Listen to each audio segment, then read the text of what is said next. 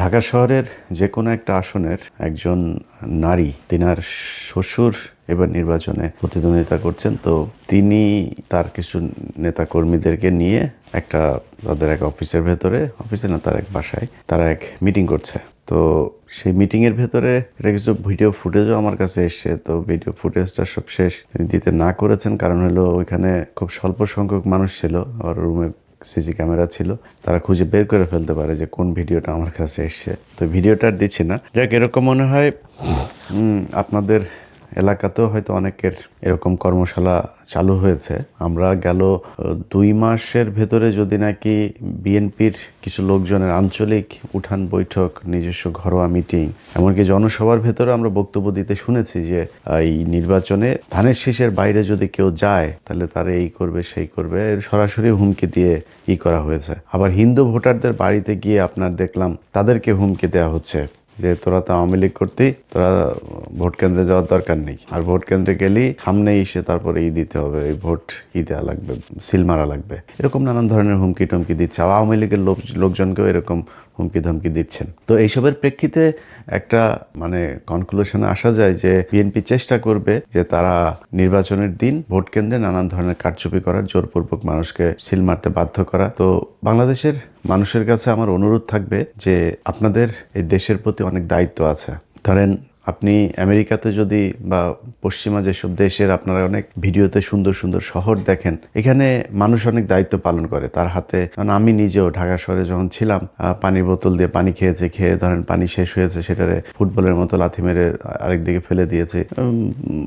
চকলেটের খোসা, সিগারেট, এইসব। তো এটা খুবই সহজ একটা জিনিস। হাতের কাগজ, বিশেষ করে পলিথিন জাতীয় যেসব জিনিস আছে সেগুলো আমরা কিছুই মনে করতাম না, চিপসের প্যাকেট। এটা এখানকার পশ্চিমা দেশের যেখানে সুন্দর সুন্দর শহর দেখেন, দেশ দেখেন, তারা এটা করে না। তাদের রাস্তার মোড়ে মোড়ে আপনার ডাস্টবিন আছে, সেখানে মানুষ নির্দিষ্ট জায়গায় ময়লা ফেলে। মানুষ ইচ্ছা করেও এই আশেপাশে মন চাইলেই কোনো জায়গায় আপনার কাগজ ফেলে দিল, পলিথিন ফেলে দিল, পানির বোতল ফেললো, এটা তারা কখনোই করে না। এবং এটা যদি কেউ করেও সেটা তার দিকে এমনভাবে তাকানো হয় যে এটা খুব চিড়িয়াখানার একটা বাঁদর, তার দিকে মানুষ তাকিয়ে আছে। আপনাদের অনেক দায়িত্ব আছে। আপনার এই দেশ যদি আপনার এই যে বর্ষার সময় পানি বন্দি হয়, আপনার নিজের ফেলা কাগজ, আপনার নিজের ফেলা পলিথিন, আপনার নিজের ফেলা চিপসের প্যাকেট, বোতল, এগুলো গিয়ে তারপরে ম্যানহোলের ঢাকনা বন্ধ হয়, তারপরে পাইপ বন্ধ হয়ে সেখানে আপনার পানি আটকায়। সো এগুলো আপনাদের নিজেদের কিছু কাজ করতে হবে। এবার বাংলাদেশের একটা বিশেষ পরিস্থিতিতে এই নির্বাচনটা হচ্ছে। আপনারা যারা ভোটার আছেন তাদের সবাইকে ভোট দিতে যেতে হবে। অনেক কাজ থাকলেও আপনার কেউ যদি মনে করেন না আমি না গেলে সমস্যা কি, আরেকজন যাবে, আরেকজনও তো সেটা মনে করতে পারে যে সে না গেলে সমস্যা কি, আরেকজন যেতে পারে। সো এই জিনিসটা আপনারা করবেন না। সবাই ভোট দিতে যাবেন, এবং ভোট দিতে গিয়ে সেখানে যদি নাকি আপনাকে জোরপূর্বক কোনো কথাবার্তা কেউ যদি বলে, কোনো কিছু করাতে চায়, আশপাশে সাংবাদিক থাকবে, মিডিয়া কর্মী থাকবে, আপনার নিজের ফোন আছে, আপনি নিজের ফোনটা তাকে ধরবেন। আপনাদের প্রতিটি মানুষকে এক একজন সাংবাদিকের ভূমিকা পালন করতে হবে। যে এখানে কেউ আপনাকে ডেকে এনে তারপরে বললো এই যে আপনার ভোটার আইডি কার্ড দেন, আপনার দেন, আপনার নাম্বার নিয়ে গেল, বা আপনার বললো যে আমার সামনে ভোট দাও বা এই মার্কায় ভোট দাও। কোনো দলকে, আমি কোনো বিশেষ দলের পক্ষে বলছি না, কোনো দলকে, কোনো দলের প্রার্থী, সেটা জামাতের কোনো প্রার্থীও যদি হয় তাকে ধরবেন, তাকে ধরে সেগুলোই করবেন। আচ্ছা, নির্বাচনের দিন আমার যেই ইমেলটা আপনাদের কাছে আছে 15 মিনিটস বিডি, আমি স্পেলিং করি, আপনার 15minutesbd@gmail.com, 15minutesbd.com @gmail.com। এখানে আপনারা গুরুত্বপূর্ণ ভিডিও নির্বাচনের দিন পাঠাতে পারবেন। আপনাদের পাঠানো ভিডিওগুলো আমরা প্রচার করব।